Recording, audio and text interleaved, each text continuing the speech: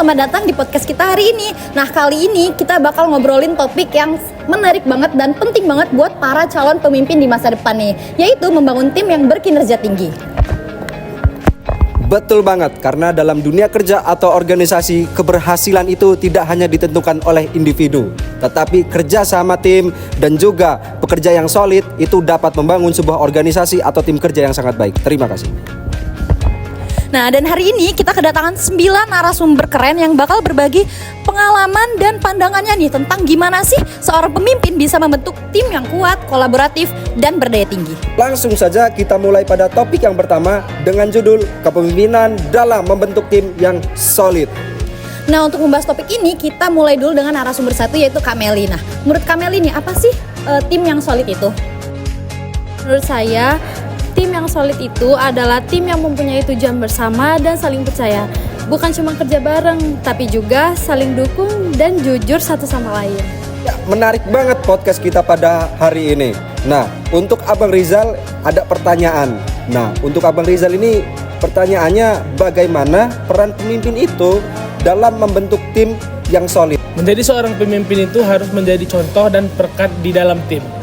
Dia yang menciptakan suasana menjadi terbuka dan menghargai setiap ide-ide antara rekan-rekan kerjanya atau karyawannya, supaya para anggota itu merasa dihargai. Dari situlah bisa menciptakannya kekompakan yang ada di dalam tim. Terima kasih. Jadi intinya pemimpin harus jadi sosok yang menumbuhkan rasa percaya dan saling dukung ya. Oke, kita lanjut ke segmen berikutnya. Oke, kita selanjutnya untuk Kak Vika. Nah, kita tahu nih, kolaborasi dan kerjasama adalah kunci dari tim yang berkinerja tinggi. Tapi sebenarnya gimana sih untuk membangun kolaborasi yang efektif itu?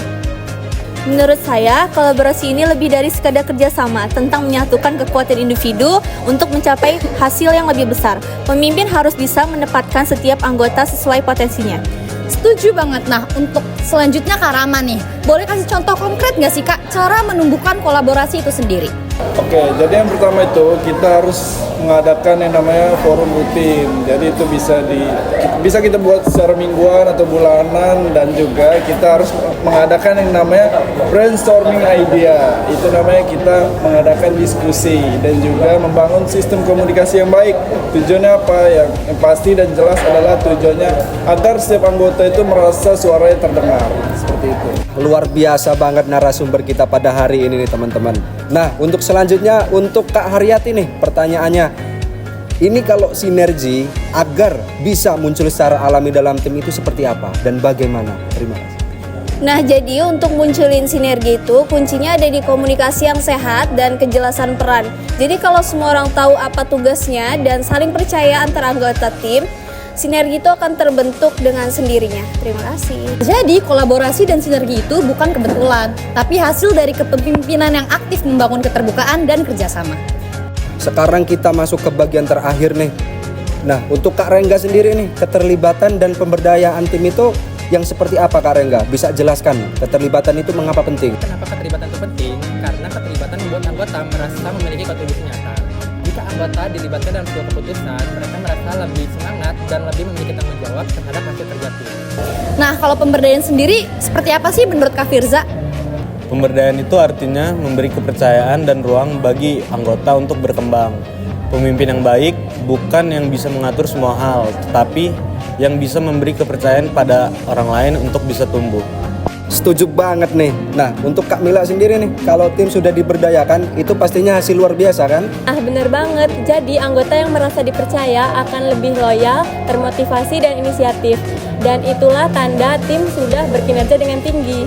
Nah, sebelum kita tutup, ada satu lagi narasumber yang akan memberikan pandangan tambahan tentang gimana sih menjaga semangat tim agar tetap tinggi dalam jangka panjang. Menurut saya, menjaga semangat kerja itu sangat penting. Pemimpin perlu terus memberikan apresiasi, mengakui pencapaian kecil, dan menciptakan kinerja yang baik dan positif. Kalau kinerja baik, bisa bertahan lama dan semangat terus terjaga. Baik, terima kasih. Luar biasa banget teman-teman narasumber kita pada hari ini. Semangat dan apresiasi adalah bahan bakar utama dalam mewujudkan tim yang hebat dan kuat. Wah, luar biasa banget ya diskusi kita hari ini. Banyak insight penting tentang gimana pemimpin bisa membangun tim yang kolaboratif, solid, dan berdaya tinggi. Betul sekali. Nah, kita dapat simpulkan bahwa tim yang hebat bukan dibangun dengan perintah, tetapi dengan kepercayaan, kolaborasi, pemberdayaan, dan juga semangat yang harus dijaga. Nah, terima kasih banget nih untuk semua narasumber dan juga pendengar yang sudah setia bersama kami hari ini. Sampai jumpa di episode berikutnya, dan ingat, pemimpin yang hebat bukan hanya yang memimpin, tapi juga menumbuhkan orang-orang di sekitarnya. Terima kasih.